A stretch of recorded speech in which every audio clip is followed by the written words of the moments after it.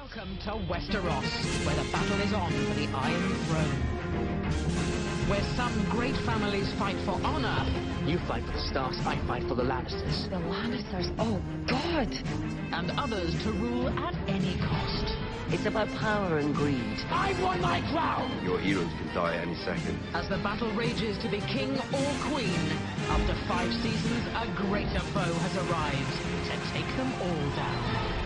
Kill everyone, sit on the Iron Throne, watch it snow. Season 6 is coming, so let's get you up to speed with the epic storylines in Game of Thrones, the story so far.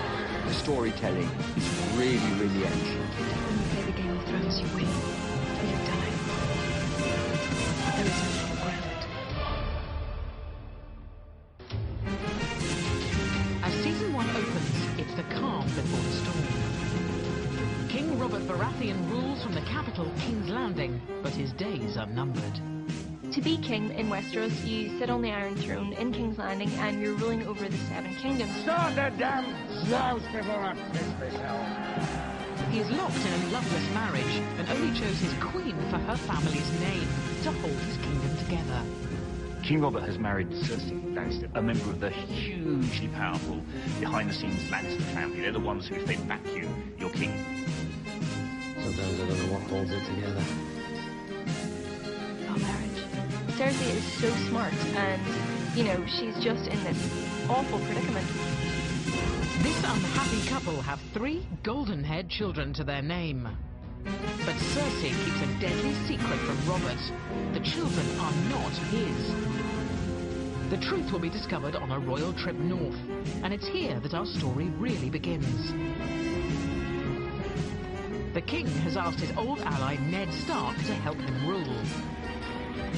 Ned and his wife Catelyn govern the north, fiercely loyal to the crown. The Starks stand for loyalty, integrity, bravery. They are really the moral compass of the show. They're the good guys, and they're the ones that you find yourself rooting for from the start. The couple have 5 children, 3 sons and 2 daughters, and the decimation of this happy family will reverberate throughout our tale. There are almost too innocent for that world. King Robert arrives with his queen, Cersei, and with them is the whole Lannister clan. That's Jamie Lannister. Please come back. Shut up. And it's really the Lannisters who are going to introduce a lot of trouble into the lives of the Starks from this point. The arrival of the Lannisters into that world totally sends shockwaves through the whole family. Bran Stark goes climbing one day. 3 children may very well, too. And so, for Jaime Lannister, the greatest swordsman in Westeros, there's only one solution. Things I do for life. Here's a convenient way. The kid'll die, it'll look like he fell, and our kids will be safe.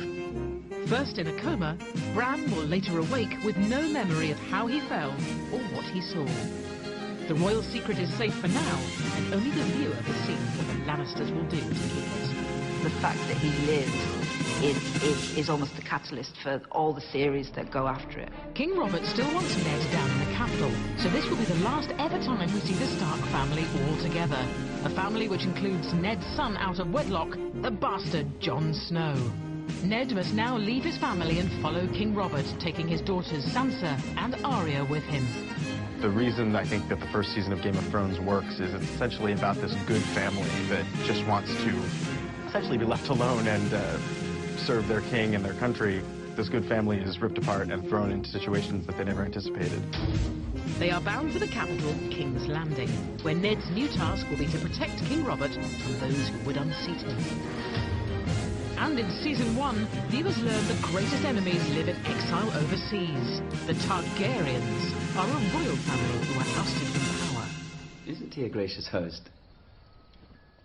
They were dethroned by King Robert in the last war. The only surviving members of the family are a brother and sister called Viserys and Daenerys. The siblings are the children of the Mad King, who was killed in war. Viserys dominates his younger sister.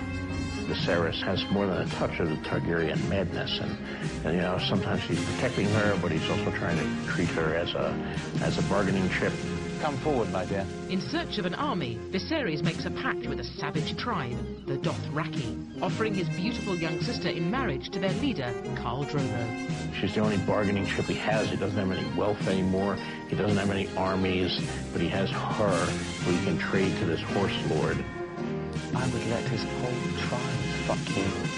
All 40,000 men and their horses too, if that's what it took. He's power hungry, but to a nasty degree. Doesn't really care how or by what means. He just wants to be important and looked up to. But his plans backfire. Daenerys and Khal Drogo fall in love and become quite the power couple. Suddenly she finds herself with Khal Drogo empowered. People are obeying her. I am your king! Shall we return to the Khalasar, Khaleesi? He finally pushes it too far with the horse tribe. Tell him I want what was bargained for. I'm taking you back. He just completely underestimates not only Dany, but Khal Drogo. What's he saying? He says yes. You shall have a golden crown.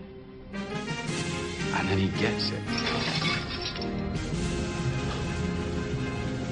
Look away, Khaleesi. No. She just has that, like, stoic look on her face.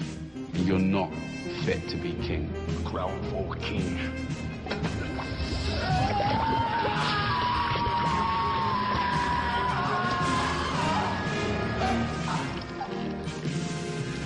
Wearing the crown is deadly.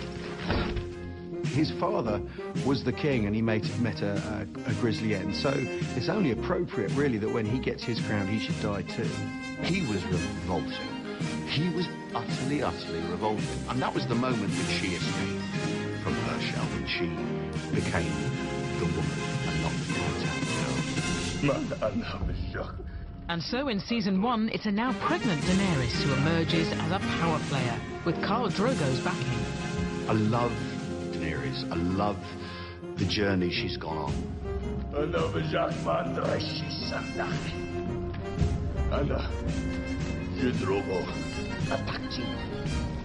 And as the Targaryens grow in power, we learn that King Robert faces another challenge to his northernmost borders.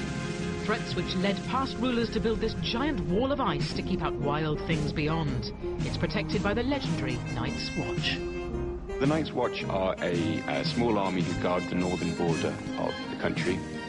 In season 1, there's lots of fighting for the throne, but actually in the background there are these creatures appearing north of the wall that nobody has seen for thousands of years. And no one quite wants to believe that they're there, but they certainly are. We hear the characters saying that this is all folklore, that this is all made up. But for the viewer, we see that basically these characters do exist. They are there.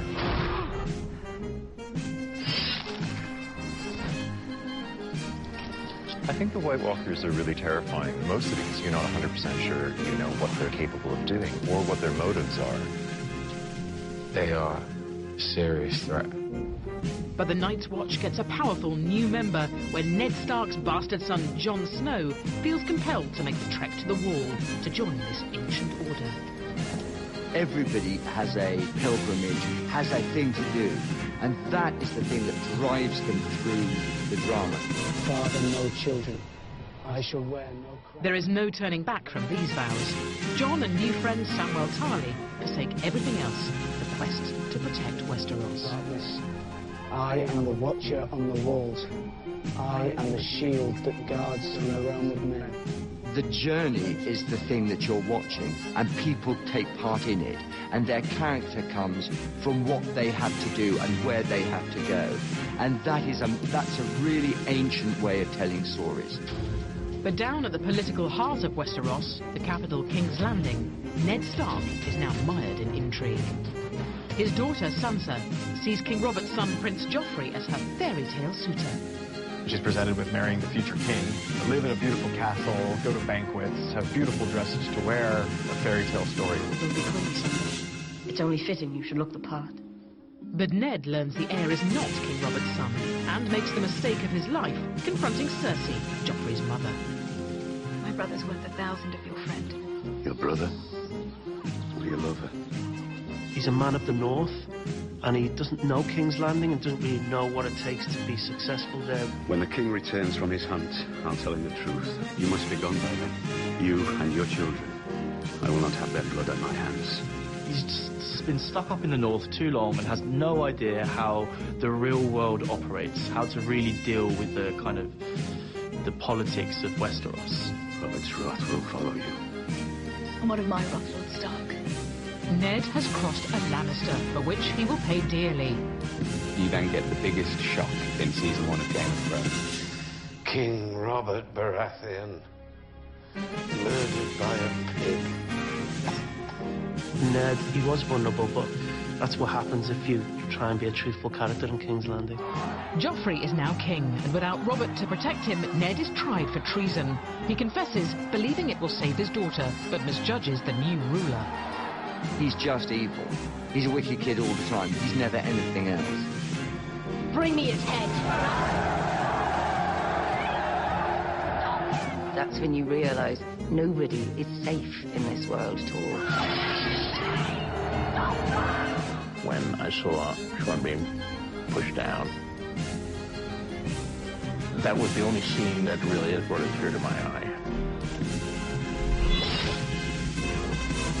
It's cruel, it's heartbreaking, but there's a point to the children witnessing this. If they want to survive, they have to start to be resilient. They have to learn from this.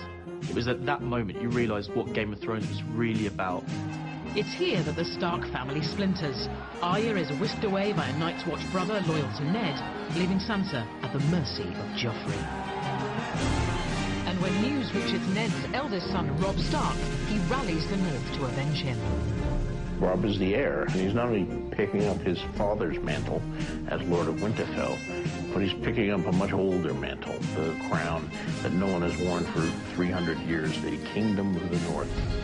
It will lead to all-out war between the Starks and the Lannisters, who are led by its patriarch, Tywin Lannister. He is the person who's got the strategic vision for the family.